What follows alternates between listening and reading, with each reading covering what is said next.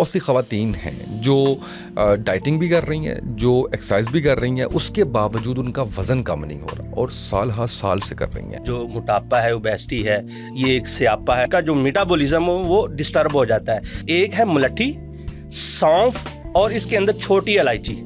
खाली पेट इस्तेमाल करना है, खाली पेट पीना है। अच्छा, अब आपने मुझे एक और चीज़ भी बताना है। बहुत से लोग फैटी लीवर का शिकार होते हैं, उनको पता भी नहीं होता। एक तो अलामात बता दीजिए और फिर इसका भी इलाज बता दीजिए। ऐसे जितने भी लोग जो खड़े होकर अपने पाँव नहीं देख सकते, उनको फैटी लीवर है। उसकी नेक काली होनी शुरू हो गई है, उनके जो एल्बोज हैं वो ब्लैक हो गए हैं। फैटी लीवर के साथ साथ फिर उनको इंसुलिन रेजिस्टेंस हो जाती है, यानी शुगर की मज़ाहमत शुरू हो जाती है। इसका भी कोई नुस्खा बताएं कि स्टमक आपका ठीक हो जाए। मैदे की खराबी को भी माहिरीन ने उम्मुल अमराज का नाम दिया गया है। गट हेल्थ को सही करने के लिए बेहतरीन एक नुस्खा है कि आप याददाश्त तेज करने का कोई नुस्खा बताइए। बच्चों में, बड़ों में, सब में जो है वो बड़ा मसला है। आई सेट कमजोर होने की वजह से भी याददाश्त कमजोर हो जाती है। तो एक नुस्खा मैं बताने जा रहा हूं जो आप किसी भी पंसार स्टोर से ले लें। मिर्गी को डिफ़ाइन करना है आपने इस तरीके से कि ये नफ्सियात का मसला होता है समटाइम्स, तो वो भी कहते हैं कि मिर्गी के दौरे हैं। मिर्गी ज़रा एक बीमारी है। हर्बल में इसका इलाज बहुत सारे हकीम नहीं करते। एलोपैथिक में वक्ती इसका इलाज है। कुछ लोग कहते हैं मीठे पानी की वजह, पानी की तरफ देखा दौरा पड़ गया। कुछ लोग ऐसे होते हैं जिनकी नींद होती 2-4-3 घंटे की है और उनको वो नींद भी नहीं आती और पुरसुकून नींद भी नहीं आती। इसके बारे में कोई नुस्खा बताइए। बिस्मिल्लाहिर्रहमानिर्रहीम, अस्सलाम वालेकुम। आप देख रहे हैं शिफा नेचुरल्स पॉडकास्ट में। उसामा थे आपकी खिदमत में हाजिर हूँ। मेरे साथ हकीम तसव्वुर मोहम्मदी साहब मौजूद हैं, बड़े मंजे हुए हकीम। और इनको आजकल आप देख रहे हैं कि माशाल्लाह मुख्तलिफ टीवी चैनल्स, मुख्तलिफ पॉडकास्ट में बड़ी शानदार चीज़ें बता रहे हैं, ऐसी जो घर बैठे आप इस्तेमाल कर सकते हैं। हमारा मकसद भी यही है कि लोगों तक हम फलाही पहुँचाने की कोशिश करें, अवेयरनेस पहुँचाने की कोशिश करें। उसी सिलसिले में हमने तसव्वुर भाई को बुलाया। अस्सलाम वालेकुम, कैसे हैं भाई? ठीक है, खैरियत से हैं, सेहत तबीयत ठीक है? अच्छा, सबसे पहले जो मैं आपसे जानना चाह रहा हूँ ना, वो ये जानना चाह रहा हूँ कि बहुत सी ख़वातीन हैं जो डाइटिंग भी कर रही हैं, जो एक्सरसाइज भी कर रही हैं, उसके बावजूद उनका वज़न कम नहीं हो रहा और साल हर साल से कर रही हैं। आपके पास कोई बड़ा शानदार नुस्खा है इसका, वो आज गोश गुजार कीजिए। अच्छा उसामा भाई, जब आप इतने प्यार से पूछते हैं ना, वो दिल के राज तो दिल करता है चले बयान ही कर दें आज। और बहुत सारे चैनल्स पे मैंने पहले भी ये बताया है कि जो मोटापा है, ओबेसिटी है, ये एक स्यापा है। और अगर ये हो जाए तो फिर आप अच्छे से अच्छा ब्रांड भी पहन ले तो आप खूबसूरत नहीं लगते। अगर आपका पेट अंदर है और आपके जो फिगर ठीक है, आपका जिस्म ठीक है, तो फिर आप लोकल भी कोई कपड़ा पहन ले तो वो खूबसूरत लगता है आपके जिस्म के ऊपर। अच्छा, उसके लिए जिन ख़वातीन का सब कुछ करने के बावजूद, फाका कशी करने के बावजूद, इंटरमिटेंट फास्टिंग करने के बावजूद, रोज़े रखने के बावजूद, या फिर कावा जात या बहुत सारे ऐसे जो मशरूबात हैं, या एक्सरसाइज बहुत ज़्यादा करने के बावजूद उनका वज़न कम नहीं होता, उनकी मेन वजह जो है ना, उनका जो मेटाबॉलिज्म हो वो डिस्टर्ब हो जाता है। अच्छा, मेटाबॉलिज्म जब तक उनका ठीक नहीं होगा, उनकी चर्बी, उनकी फ़ैट्स बर्न नहीं होंगी, उनका मोटापा ठीक नहीं हो सकता। अच्छा, उसके लिए ख़ास तौर पर ख़वातीन के लिए एक बड़ा नायाब नुस्खा मैं शेयर करने जा रहा हूँ, जो मैंने अपने मतब पे, अपनी क्लिनिक पे हज़ारों मरीज़ों के ऊपर अप्लाई किया और अल्हम्दुलिल्लाह उसके शानदार रिज़ल्ट मिले। अच्छा, उसमें सिर्फ 2 से 3 चीज़ें हैं। एक है मुलट्ठी, सौंफ और इसके अंदर छोटी इलायची। अच्छा, 1 से 2 ग्राम मुलट्ठी और 2 से 3 ग्राम सौंफ और 5 छोटी इलायची, इसका आपने कावा बना लेना है। कावा बनाकर सुबह शाम आपने खाली पेट इस्तेमाल करना है, खाली पेट पीना है। अगर मीठा आपने ज़्यादा ही करना है कि मीठा, पहली तो बात यह है कि मीठे को थोड़ा सा अवॉइड करना चाहिए। अगर मीठे को दिल कर ही रहा है तो इसके अंदर आप शहद डाल सकते हैं, वगरना जो मुलट्ठी है इसका कावा वैसे ही बहुत मीठा होता है, मीठी होती है मुलट्ठी। सुबह शाम आप इस्तेमाल कर लें, इंशाल्लाह इससे जिन ख़वातीन का जो सब कुछ करने के बावजूद उनका वज़न नहीं कम हो रहा, मैं बड़ी गारंटी के साथ कह रहा हूँ अल्हम्दुलिल्लाह, सुबह शाम इस्तेमाल कर लें। जस्ट 1 महीना इस्तेमाल करना है, इंशाल्लाह 1 महीने में उनका 5 से 10 किलो वज़न उनका कम हो जाएगा। इसके साथ साथ उसने अपना लाइफस्टाइल मॉडिफिकेशन वो दुरुस्त करना है। और अगर कोई और मसला है, कोई उनको इंसुलिन लग रही है तो उसको फोकस करना है, वो बाकायदगी से लगानी है। अगर उनको कॉन्स्टिपेशन है, इंशाल्लाह इससे कॉन्स्टिपेशन भी ठीक होगी, इससे उनका जो मेटाबॉलिज्म वो भी ठीक हो जाएगा, मैदे के इमराज वो भी इसी कावे से ठीक हो जाएंगे। बहुत ज़बरदस्त है। अच्छा, एक आप और नुस्खा बताते हैं पुरानी से पुरानी कॉन्स्टिपेशन कब्ज़ के लिए, वो आपने ज़रूर बताना है कि वो क्या है। सस्ता सा वो नुस्खा है, वो भी बताइएगा क्या है। आज अच्छा। सारे नुस्खे पूछ जाने आपसे। अच्छा उसामा भाई, आप हर नुस्खे को सस्ता क्यों लेते हैं? तो मैं चाहता हूँ कि लोगों की जेब पे वजन कम पड़े। जी बिल्कुल जी, आप भी यही चाहते हैं और मेरा भी यही एक मंशूर है कि लोगों को सस्ता, साइंटिफिक और मियारी तरीका इलाज से आगाह किया जाए। अच्छा, कॉन्स्टिपेशन उम्मुल मर्ज़, तमाम मर्ज़ों की माँ। जिसको कब्ज़ है ना वो तंदुरुस्त नहीं है। जिनको कब्ज़ है उसको ब्लड प्रेशर भी होना है, उसको शुगर भी होना है, उसको हाइपरटेंशन भी होनी है, स्ट्रेस, एंजाइटी, डिप्रेशन भी होना है, एच पाइलोरी भी उसी को होनी है, अल्सर मैदे का भी उसी को होना है, और बवासीर वो तो दूसरी स्टेज है ना जी। पहले कब्ज़ है और फिर बवासीर है, और फिर बवासीर से आगे मौके और फिर ब्लीडिंग वाली बवासीर। कब्ज़ के लिए एक बड़ा शानदार सा, और बड़े ही चैनल्स में, टीवी चैनल्स में मैंने बताया है, बड़े शानदार रिजल्ट मिले, यकीन जाने।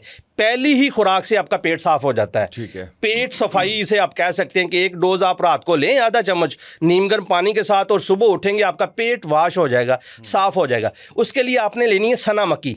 किसी भी पंसार स्टोर से सना मक्की ले लें, 50 ग्राम सना मक्की, उसके अंदर 20 ग्राम सौंफ डाल लें, उसी के अंदर 10 ग्राम अजवाइन डाल लें, और 20 ग्राम गुल सुर्ख ईरानी जो देसी गुलाब होता है। ये 4 चीज़ों का मरकब है। इसको फाइन पाउडर कर लें। फाइन पाउडर करके टीस्पून जो है ना सिर्फ रात को सोते वक्त लेना है। अगर कॉन्स्टिपेशन ज़्यादा है, क्रॉनिक है, दायमी है, बहुत देर से 20 से 30 साल हो गए हैं, कब्ज़ जान नहीं छोड़ रही, आप डुफालेक इस्तेमाल कर रहे हैं, आप लैक्टोलोज इस्तेमाल कर रहे हैं, आप सिकिलेक्स के ड्रॉप्स पी पी के थक गए हैं, और आपकी पीने के बावजूद का कॉन्स्टिपेशन नहीं ठीक हो रही, और मज़ीद जो है ना वो कॉम्प्लिकेशंस आ रही हैं। तो ये सादा सा नुस्खा आप इस्तेमाल करें, इंशाल्लाह इसके इस्तेमाल से जो कब्ज़ है, कॉन्स्टिपेशन है, बवासीर है, बिल्कुल ठीक हो जाएगी। अच्छा, अब आपने मुझे एक और चीज़ भी बताना। बहुत से लोग फैटी लीवर का शिकार होते हैं, उनको पता भी नहीं होता। एक तो अलामात बता दीजिए और फिर इसका भी इलाज बता दीजिए। बिल्कुल जी, लास्ट भी हमने पॉडकास्ट में इसके ऊपर जिक्र किया था, बात की थी, और बड़ा शानदार हमारा पॉडकास्ट चला है, और बहुत सारे लोगों ने इस्तेमाल करके मुझे बैक भी रिजल्ट दिया कि हकीम साहब बड़ा शानदार आपका नुस्खा है।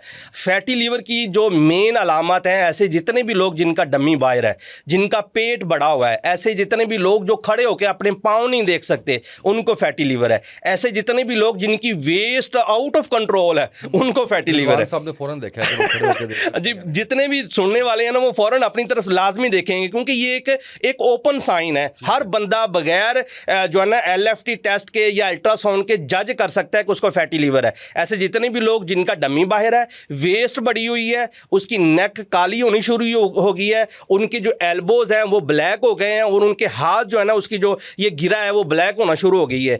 अच्छा, फैटी लीवर के साथ साथ फिर उनको इंसुलिन रेजिस्टेंस हो जाती है, यानी शुगर की मज़ाहमत शुरू हो जाती है।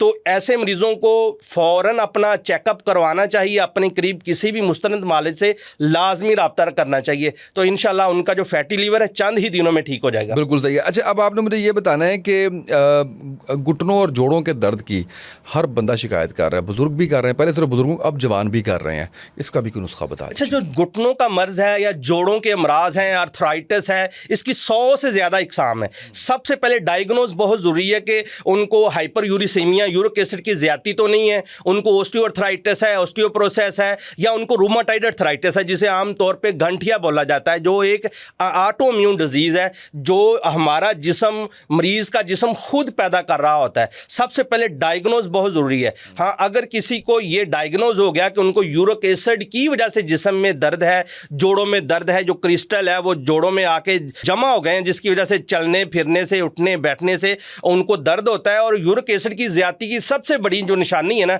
वो है कि उसका जो बिग टो है ना, जो पाँव का है, जो हाथ का है, तो उसकी जो ये वाली गिरा है उसके अंदर दर्द होगी, छूने से भी बहुत शदीद दर्द होगी। अच्छा, चलने से शदीद दर्द होगी, और इसी के साथ साथ अगर फिर आहिस्ता आहिस्ता फिर पूरे जिस्म के जोड़ों के अंदर उनके जो क्रिस्टल है वो जमा होना शुरू हो जाते हैं, और फिर ऐसे पेशेंट को फिर हाइपर यूरिसीमिया, गाउटी आर्थराइटिस या यूरिक एसिड की ज़्यादती हो जाती है, जिसकी वजह से उन्हें जिस्म में दर्दें शुरू हो जाती हैं। उसके लिए बड़ा शानदार सा नुस्खा है। किसी भी पंसार स्टोर से जस्ट एक चीज़ लेनी है, बखड़ा लेना है, जस्ट एक चीज़ बखड़ा लेना है, उसको फाइन पाउडर कर लें, सुबह शाम 1 टीस्पून से ½ टीस्पून लेना है, पानी के साथ या शरबत बजूरी के साथ आप इस्तेमाल कर सकते हैं, या किसी भी मारूफ कंपनी का यूरोसिनाल सिरप है, करशी का यूरोसिनाल सिरप है, एक गिलास के अंदर 1 चम्मच डालें, उसी के साथ ये बखड़े का जो पाउडर है ये आप ट्राइबल्स भी इसे बोलते हैं, सुबह शाम आप लेना शुरू कर दें। इंशाल्लाह इसके इस्तेमाल से आपका जो गाउटी अर्थराइटिस है, यूरिक एसिड की ज़्यादती है, हाइपर यूरिसीमिया, ये ठीक हो जाएगा। बिल्कुल सही। अच्छा, अब मैंने आपसे ये जानना है कि जो स्टमक से होने वाली बीमारियां हैं वो जी। कौन कौन सी हैं, और स्टमक किसी भी वजह से आपका ख़राब है। एक तो आप कह लीजिए कि इससे हम देखते हैं कि कमज़ोरी, सर दर्द, नींद के मसाइल भी होते हैं। ये तो हमें पता है कि आपके जो तेज़ाबियत होती है स्टमक की वजह से होती है, बदहज़मी होती है, खट्टे ढिकार आते हैं, सॉरी, लेकिन ये मसाइल भी होते हैं। एक तो इसको आप इंडोज कर दीजिए अगर ऐसे ही है, दूसरा इसका भी कोई नुस्खा बताएं कि स्टमक आपका ठीक हो जाए। जी बिल्कुल जी, जो मैदे की मर्ज़ है ना,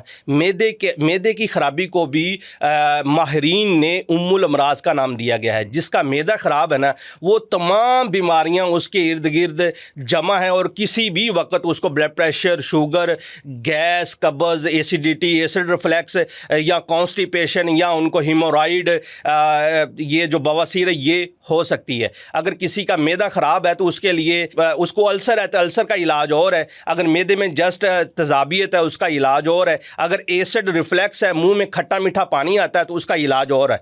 तो अब मैं आपके नाजरीन को कौन सा इलाज बताऊं, कि इसकी वजह यह है कि हम चैनल पे बैठे हैं तो हम लोगों की इस्लाह के लिए बैठे हैं। हम चैनल पे बैठे हैं तो आपके चैनल से कोई ऐसी आवाज़ जो जानी चाहिए जो हकीकत पे मबनी हो, सिर्फ दावे नहीं, हमने उसका सलूशन बताना है। आप बताएं कि मैदे का कौन सा मसले के बारे में आप मुझसे नुस्खा पूछना चाहते हैं, वो इंशाल्लाह बता देता हूँ। ओवरऑल कोई गट हेल्थ को सही करने के लिए कुछ बता दें। अच्छा, गट हेल्थ को सही करने के लिए बेहतरीन एक नुस्खा है कि आप अंजीर ले लें। ठीक है। अंजीर ले लें और जैतून का तेल ले लें।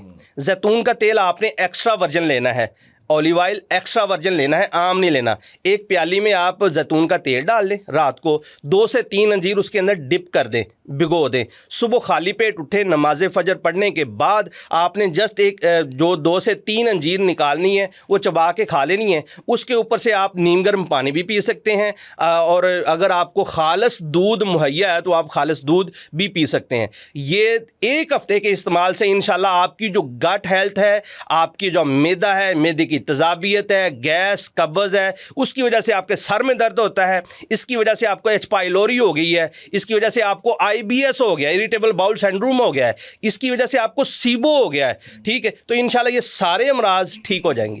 अच्छा, ये भी बता दीजिए कि अक्सर लोग ना पेट दर्द को बड़ा नॉर्मल लेते हैं। पेट में दर्द हो रहा है, थोड़ा जी मैदा ख़राब हो गया होगा, कोई बात नहीं है, ठीक है।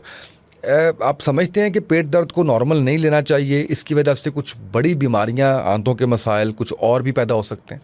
बिल्कुल, मैं ये समझता हूँ कि अगर कभी कभार आपको कि महीने 2 महीने बाद किसी खुराक के खाने के बाद अगर आपको पेट में दर्द होता है तो वो एक नॉर्मल चीज़ होती है कि वो आपके खाने पीने की वजह से, ज़्यादती की वजह से या गलत खाने की वजह से आपके पेट में दर्द हो रही है। उसका सलूशन तो आप घर में, अगर आपके घर में जस्ट पुदीना या सौंफ पड़ी हुई है तो उसको आप चबा कर खा लें, ऊपर से नीम गर्म पानी पी लें तो पेट दर्द ठीक हो जाता है। अगर आपको मतवातर दूसरे, तीसरे, चौथे दिन आपको पेट में दर्द होता है, खाली पेट दर्द होता है, खाने के बाद दर्द होता है, आपको ब्लोटिंग हो जाती है, तो आप अपनी करीब किसी भी मुस्तनद मालिक से ज़रूर रब्ता करें, इसका चेकअप करवाएं। डायग्नोज बहुत ज़रूरी है। कहीं आपको अल्सर तो नहीं हो गया, कहीं आपको एच पाइलोरी तो नहीं है, कहीं आपको IBS तो नहीं हो गया। डायग्नोज बहुत ज़रूरी है। अगर डायग्नोज हो जाता है तो उसका इलाज मुमकिन है। अगर किसी को वैसे पेट में दर्द होता है तो एक सादा सा नुस्खा है, आपने अजवाइन देसी लेनी है, 50 ग्राम अजवाइन देसी ले लें, उसके अंदर 10 ग्राम काला नमक ऐड कर लें।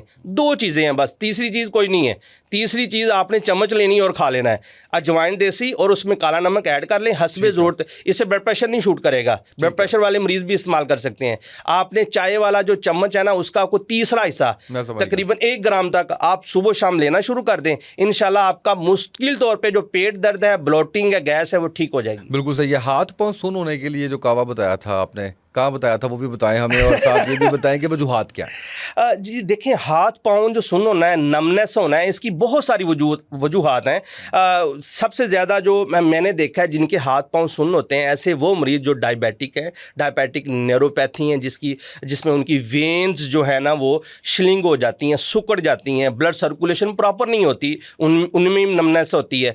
ऐसे जितने मरीज़ जिनका HB कम है, मेरे पास बहुत सारे पेशेंट आते हैं कि हकीम साहब मेरे हाथ पाँव सुन्न होते हैं, मैं देखता हूँ, डायग्नोज करता हूँ तो HB कम है, आयरन की कमी है, कैल्शियम विटामिन D की डेफिशिएंसी है। जब ये होगा तो आपके तो ज़ाहिर बात है, हमारी जिस्म, हमारे जो गोश्त है, मसल्स हैं, उसकी खुराक, हड्डियों की खुराक खून है। अगर प्रॉपर बॉडी में खून ही नहीं होगा, आपको आयरन की डेफिशिएंसी है, तो लाजमन आपके हाथ पाँव सुन्न होंगे। अगर किसी को खून की कमी की वजह से, हीमोग्लोबिन की कमी की वजह से, HB की कमी की वजह से नमनेस आती है, तो उसके लिए बेहतरीन सा नुस्खा, एक जो मैंने हज़ारों मरीज़ों के ऊपर अप्लाई किया, वो बड़े शानदार रिजल्ट मिले।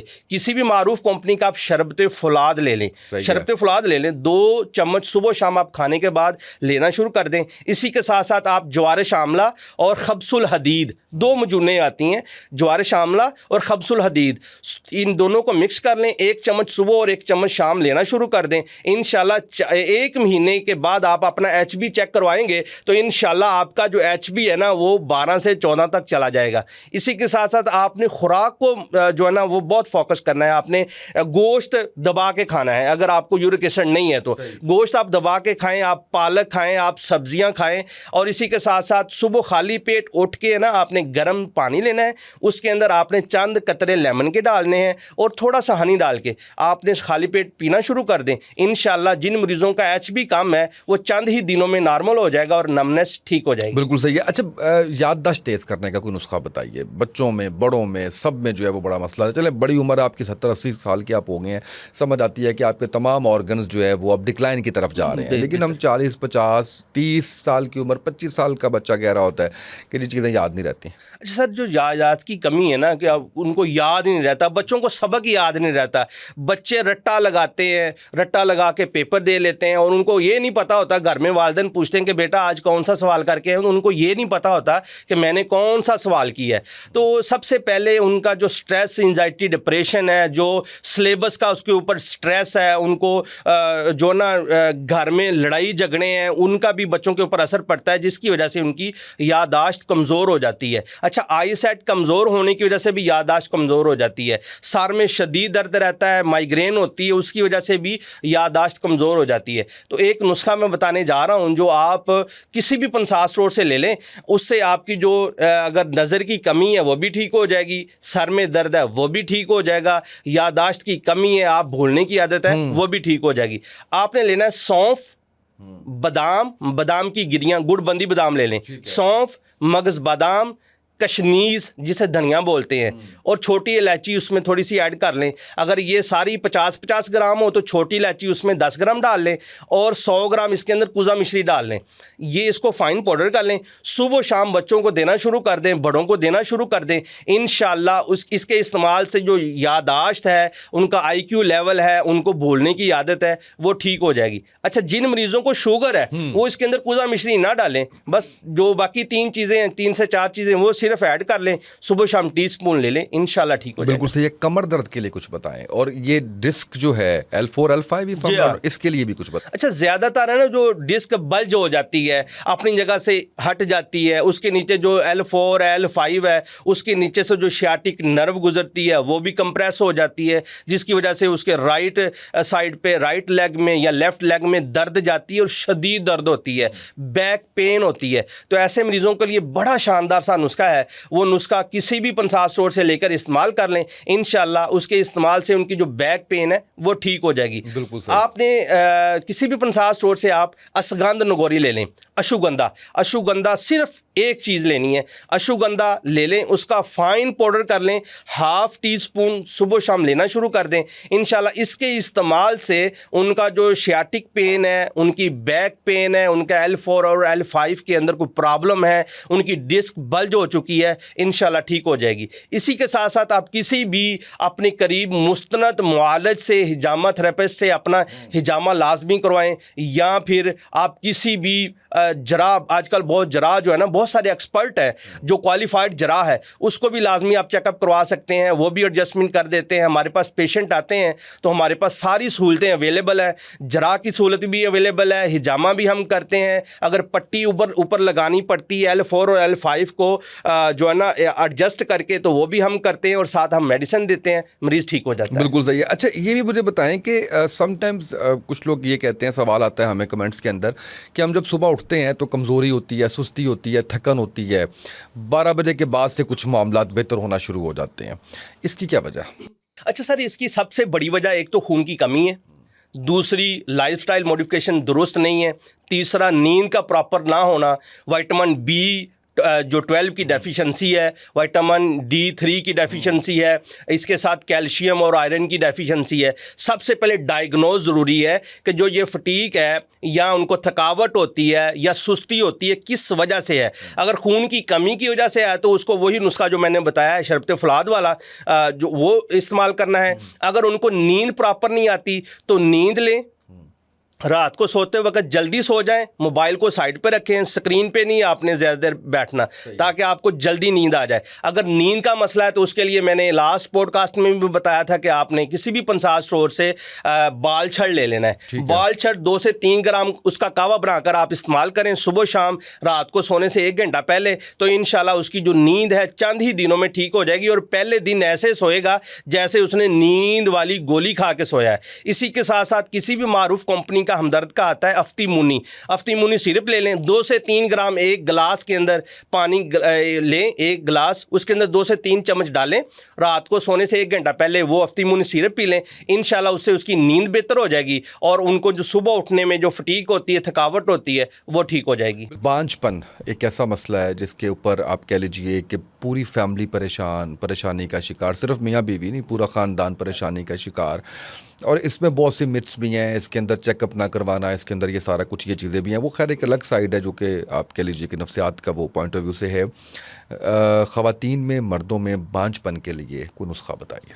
बांझपन, इनफर्टिलिटी बहुत आम है, बहुत कॉमन है हमारे माशरे में। तलाक़ों की शरह, मैं जो समझता हूँ, मेरे एक वकील दोस्त हैं तो कहते हैं हकीम साहब, जो तलाक़ों की शरह है ना, वो ज़्यादातर आजकल मियाँ बीवी में लड़ाई झगड़ा, उसकी मेन वजह है इनफर्टिलिटी, औलाद का ना होना।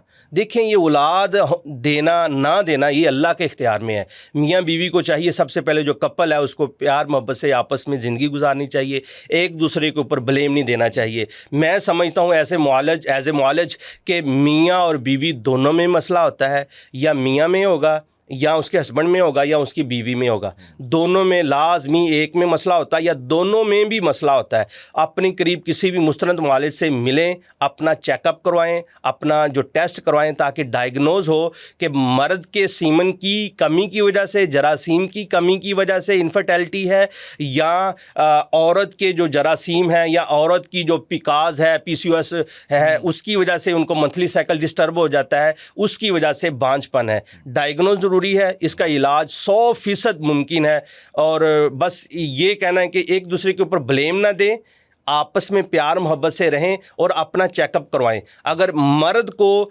सीमन की कमी की वजह से, उनको पास सेल्स की ज़्यादती की वजह से, या उनकी जो मोटेलिटी है जरासीम की कम है, या उसकी जो जरासीम की जो साख्त है वो ठीक नहीं है, मार्फोलॉजी उसकी ठीक नहीं है, उसकी हरकत ठीक नहीं है, उसके टोटल काउंट ठीक नहीं है, उसके लिए शानदार सा नुस्खा बताने जा रहा हूँ, जो किसी भी पंसार स्टोर से आप ले लें। बड़ा सस्ता सा नुस्खा है, शानदार नुस्खा है, लेके सुबह शाम 3 महीने तक इस्तेमाल करना है। इंशाल्लाह इसके इस्तेमाल से जो मर्द है, हस्बैंड है, उसकी जो इनफर्टिलिटी है, बांझपन है, जरासीम की कमी है, वो ठीक हो जाएगी। किसी भी पंसार स्टोर से आप तुख्मे कौच ले लें, इसके अंदर मगज़ बनोला ऐड करें, और तीसरी चीज़ इसके अंदर सालब मिस्री ऐड कर लें। ये 3 चीज़ें हैं। फ़ाइन पाउडर कर लें, टेबल स्पून सुबह और शाम लेना शुरू कर दें, या टीस्पून सुबह शाम लेना शुरू कर दें नीम गर्म दूध के साथ। इंशाल्लाह 2 से 3 माह इस्तेमाल करना है। इससे उनकी पास सेल्स भी ठीक हो जाएगी, और उनकी जो इनफर्टिलिटी है, या जरासीम की कमी है, या साख्त ठीक नहीं है, उसकी मोटेलिटी ठीक नहीं है, वो भी ठीक हो जाएगी। अच्छा, किसी औरत को अगर बांझपन है, उनको पीसीओएस है, उनके यूट्रस के अंदर फाइब्राइड है, उनको एंडोमेट्रोसिस है, उनकी एंडोमेट्रियम झिल्ली सोजिश ज़्यादा हो गई है, या हार्मोनल प्रॉब्लम है, एस्ट्रोजन और प्रोजेस्टेरोन हार्मोन्स जो है ना वो अनबैलेंस है, या टेस्टोस्टेरोन हार्मोन्स बढ़ गए हैं, या एलएच हार्मोन्स बढ़ गए हैं, तो उसके लिए बड़ा शानदार सा नुस्खा बता देता हूँ। किसी भी पंसार स्टोर से आप रेवत खताई,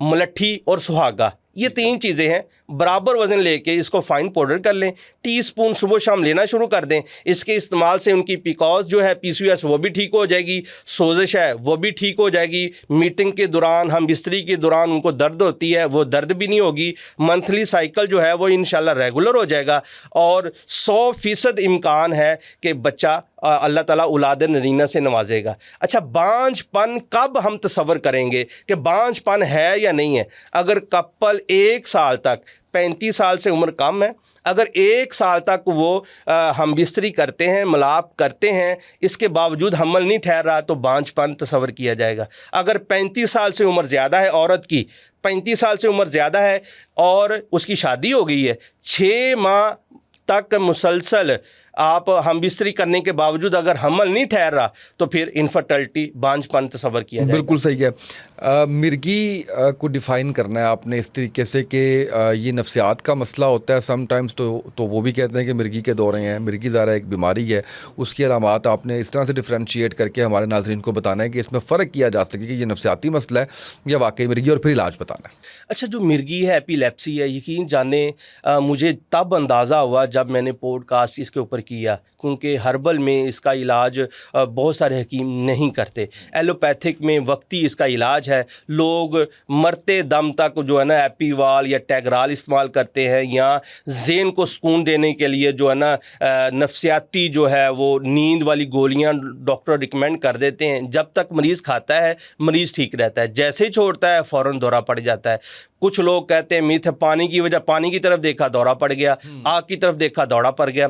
अच्छा, इसमें 2 चीज़ें हैं, एक है एपिलेप्सी, वो ईईजी टेस्ट करवाएं तो उसमें डायग्नोज हो जाता है कि एपिलेप्सी है या नहीं है। अच्छा, दूसरा हम इसको देखते हैं कि कहीं गशी तो नहीं है, उसमें दौरे पड़ते हैं, उसमें गशी में भी सेम सिम्टम्स होती हैं, एपिलेप्सी में भी जो मिर्गी है उसके अंदर भी सेम ही सिम्टम्स होती हैं। बच्चे दूध पीते बच्चे से लेकर मैंने बूढ़े जो है ना मर्द तक, औरत तक मैंने मिर्गी देखी है और गशी भी देखी है। इसमें मरीज़ को दौरे पड़ते हैं, मरीज़ के मुंह से झाग आती है, मरीज़ को दंदल पड़ जाती है, चलते चलते फ़ौरन गिर जाता है। बाज़ मरीज़ों को तो सोते वक्त भी अचानक दौरा पड़ता है तो वो मुंह से झाग निकालना शुरू हो जाते हैं।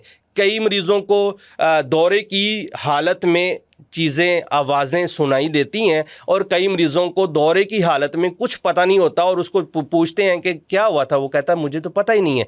तो इसलिए डायग्नोज बहुत ज़रूरी है। आजकल जदीद दौर है, टेस्ट करवा लें, वरना अपने करीब किसी भी मुस्तनद माले से रब्ता करें।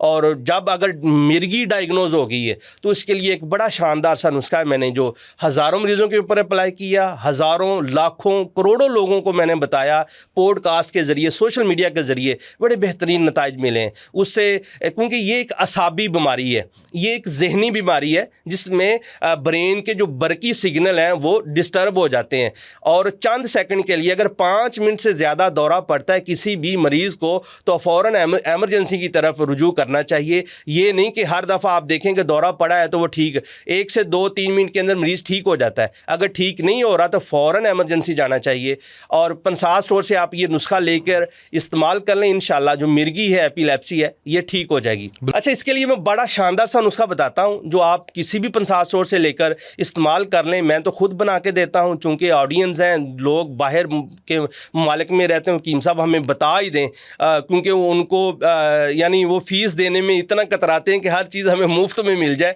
बहरहाल हम उसको बता देते हैं। अब किसी भी पंसार स्टोर से आप ये नुस्खा लेकर इस्तेमाल कर लें, इंशाल्लाह जो एपिलेप्सी है ये ठीक हो जाएगी।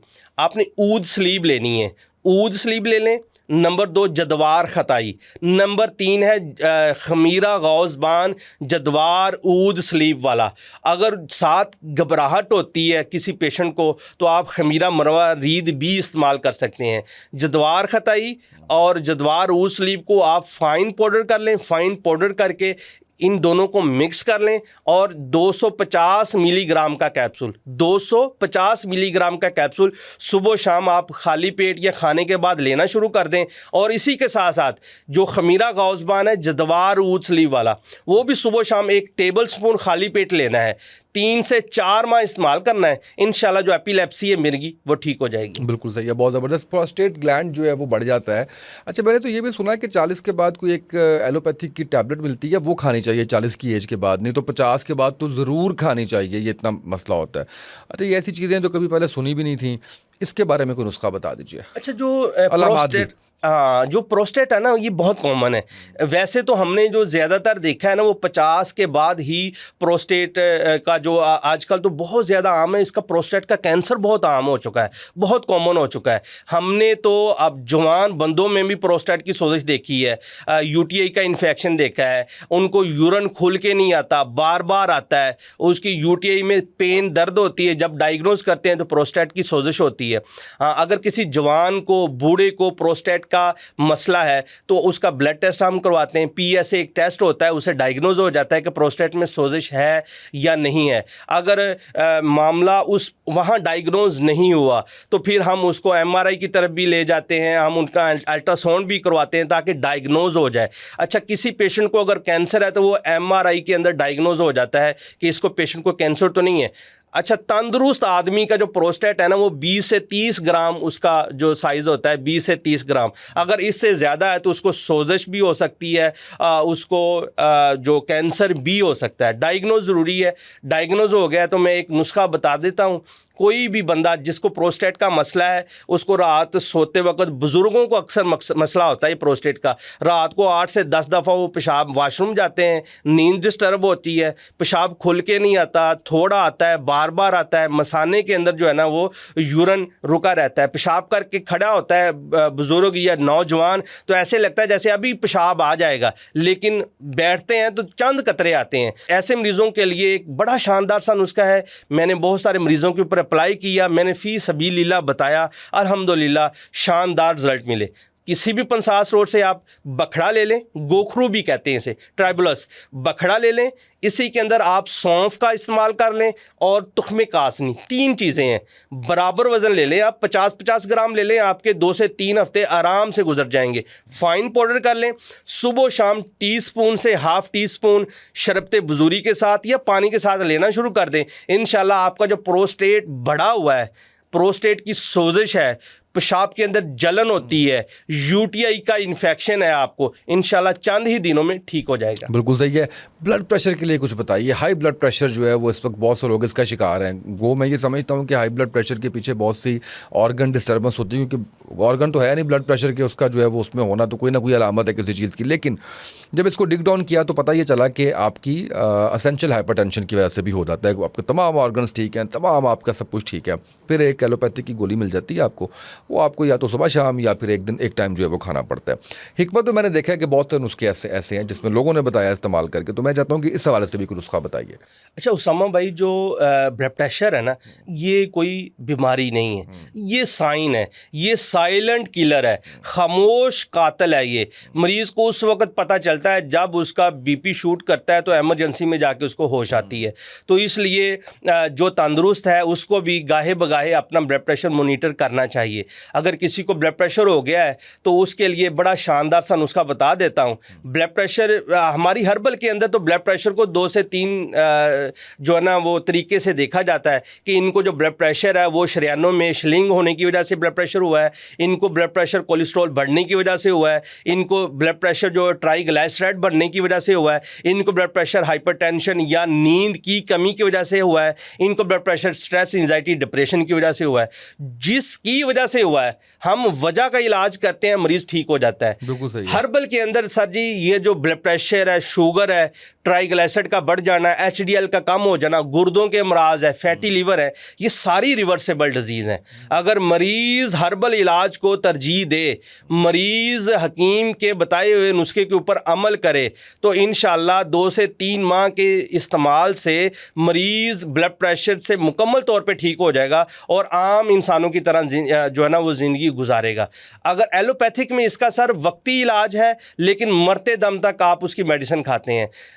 और फिर आप मेडिसिन जो है ना ब्लड प्रेशर की शुरू की जाती है, और फिर आपको दिल की दवाई शुरू हो जाती है, फिर आपको गुर्दों की दवाई शुरू हो जाती है, और ब्लेम हकीमों को दिया जाता है कि हकीम की दवाई से गुर्दे फेल हुए हैं। हकीकत ये, आप गूगल कर लें सर, कि हकीकत ये है कि एलोपैथिक के खाने की वजह से मरीज़ के गुर्दे भी फेल होते हैं, और मरीज़ का मैदा भी डिस्टर्ब होता है, मरीज़ जो ज़हनी मरीज़ बन जाता है। एलोपैथिक में वक्ती सुकून तो है, लेकिन कोई भी मेडिसिन लंबे अरसे तक आप इस्तेमाल करते हैं तो उसकी वजह से बहुत सारी कॉम्प्लिकेशन सामने आती हैं, जो फिर मरीज़ को बाद में पता चलता है। तो ये जो नुस्खा मैं बताने जा रहा हूँ ब्लड प्रेशर का, किसी भी पंसार स्टोर से आप लेकर इस्तेमाल कर लें तो इंशाल्लाह इसके इस्तेमाल से उनका ब्लड प्रेशर हमेशा के लिए ठीक हो जाएगा, उसकी नींद भी ठीक हो जाएगी, उसको स्ट्रेस एंजाइटी डिप्रेशन है तो वो भी ठीक हो जाएगा। अच्छा, उसके लिए नुस्खा जो है ना, वो किसी भी पंसार स्टोर से आप संदल सफ़ेद ले लें, संदल सफ़ेद ले लें, उसके अंदर आप छोटी इलायची का एडिशन करें, और तीसरी चीज़ है असरोल, और चौथी चीज़ है खुश्क धनिया। ये 4 चीज़ों का मुरक्कब है। 4 चीज़ों को हम वज़न ले लें, फ़ाइन पाउडर कर लें, फ़ाइन पाउडर करके आपने 1000 मिलीग्राम का कैप्सूल लेना है, ज़्यादा नहीं लेना। 1000 मिलीग्राम का कैप्सूल सुबह शाम लेना शुरू कर दें तो इंशाल्लाह इसके इस्तेमाल से ब्लड प्रेशर भी ठीक हो जाएगा, स्ट्रेस एंजाइटी डिप्रेशन भी ठीक हो जाएगी, और उसको अगर नींद के मसाइल हैं वो भी इंशाल्लाह ठीक हो जाएंगे। बिल्कुल सही है। नींद के मसाइल के लिए भी कुछ बता ही दीजिए। जो नींद जिन लोगों को नहीं आती, बड़े लोग इसका शिकार हैं, रात तक जो है वो जागते हैं और उनको नींद नहीं आती। ऐसा नहीं है कि उनकी रूटीन ख़राब हो तो वो एक अलग मामला होता है कि आप सुबह के 3 बजे सो रहे हैं और आप कह रहे हैं जी नींद नहीं आ रही, क्योंकि आप अगले दिन सुबह जो है वो 12-1 बजे उठ रहे हैं। कुछ लोग ऐसे होते हैं जिनकी नींद होती 2-4-3 घंटे की है और उनको वो नींद भी नहीं आती और पुरसुकून नींद भी नहीं आती। इसके बारे में कोई नुस्खा बताइए। सर, नींद इंसोम्निया बहुत कॉमन है। अच्छा, बुज़ुर्गों की नींद और है, नौजवानों की ज़िंदगी जो है ना नींद और है। मेरी एज के जो नौजवान हैं, अगर उनको 8 से 10 घंटे अगर वो नहीं सोते हैं ना, 7 से 8 घंटे, तो मैं समझता हूँ उसको इंसोम्निया है। अगर बुज़ुर्गों की 3 से 4 घंटे वो डीप स्लीप लेते हैं तो बिल्कुल ठीक है। बढ़ती उम्र के साथ साथ जो इसका पीरियड है ना नींद का, वो कम होता जाता है। ये एक नेचुरली चीज़ है, क्योंकि बूढ़ों का मिजाज सर्द खुश्क होता है और नौजवानों का मिजाज गर्म तर होता है। नौजवानों की नींद जो है ना 6 से 8-10 घंटे है, बुज़ुर्गों की नींद जो है 50+ जो लोग हैं उनकी 3 से 4-5 घंटे डीप स्लीप अगर आ रही है तो बिल्कुल ठीक है।